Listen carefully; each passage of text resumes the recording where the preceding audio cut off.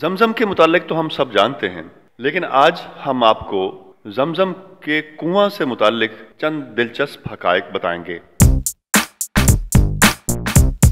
خانہ کعبہ سے 20 کلومیٹر کے فاصلے پر واقع زمزم کا کنواں زائرین کے لیے بہت اہمیت کا حامل ہے، جو کہ اس آب مقدس کو پینے کے لیے آتے ہیں۔ زمزم کے کنویں سے متعلق مشہور ہے کہ یہ دنیا کا قدیم ترین کنواں ہے، جہاں 5000 برس سے پانی بہہ رہا ہے۔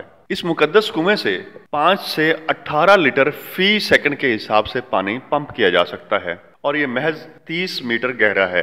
حرمین شریفین کے محقق محی الدین ہاشمی کا کہنا ہے کہ اسلام میں اس کنویں کی داستان کا آغاز اس وقت ہوا جب اللہ نے حضرت ابراہیم علیہ السلام کو حکم دیا کہ وہ اپنی بیگم ہاجرہ اور اپنے بیٹے اسماعیل کو اس بنجر سرزمین جسے آج مکہ کہا جاتا ہے وہاں چھوڑ آئیں۔ جب ان کے پاس پانی اور خوراک ختم ہو گئے، اس وقت فرشتہ حضرت جبرائیل نے ایک پانی کا چشمہ جاری کیا۔ یہ چشمہ حضرت اسماعیل کے نیچے موجود مقام سے جاری ہوا تھا۔ انہوں نے مزید کہا کہ اس دور میں تمام قبائل دور دراز کے علاقوں سے مکہ میں آتے تھے، جو کہ جزیرہ نما عرب اور سرزمین شام کے قبائل کے لیے ایک تجارتی مرکز بن گیا۔ ایک وقت ایسا بھی آیا جب زمزم تباہ ہو گیا، تاہم حضرت محمد صلی اللہ علیہ وآلہ وسلم کے دادا نے اس کو پھر سے کھودنے کا ارادہ کیا اور حکم دیا کہ وہ اسے پھر سے جاری کیا جائے۔ زمزم کے کنویں کی قدیم عمارت مطاف کے وسط میں واقع ہے، اور یہ کثیر المنزلہ عمارت ہے، جبکہ 1299 میں اس میں تانبے کی بالٹی بھی موجود تھی۔ اب اس کو حرمین شریفین کے میوزیم آف آرکیٹیکچر میں رکھ دیا گیا ہے۔ 1377 ہجری میں مطاف کے پھیلاؤ کے بعد زمزم کی عمارت زائرین کے داخلے میں آسانی کے لیے ہٹا دی گئی۔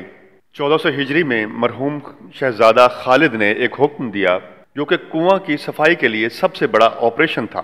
2010 میں شہزادہ سلیمان بن عبدالعزیز نے ایک پروجیکٹ کا افتتاح کیا جس کے مطابق زمزم واٹر ٹریٹمنٹ اور فلٹریشن اسٹیشن قائم کرنا تھا، جس پر 700 ملین سعودی ریال لاگت آنا تھی۔ یہ اسٹیشن مسجد حرام سے 4 یا 5 کلومیٹر کے فاصلے پر واقع ہے۔